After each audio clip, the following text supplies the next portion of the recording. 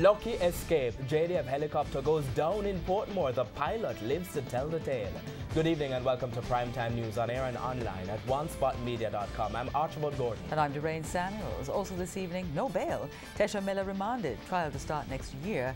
The alleged gang leader facing charges in relation to the murder of former JUTC chairman Douglas Chambers. Case resumes. Trial involving other members of the so-called Clarendon Police Death Squad restarts. Speed it up or else. Chief Justice hints at sanctions for judges who delay cases. Reducing the risk. Coastal communities to benefit from climate change adaptation initiative. And in business news, another IPO renewable energy company seeks $50 million with plans to list on the stock exchange. There is also sports commentary and weather in the primetime package. But before the break, the feedback question. This evening we're asking, what are your thoughts on the causes of intimate partner violence? Share comments online, facebook.com/television Jamaica and tweet at television jam.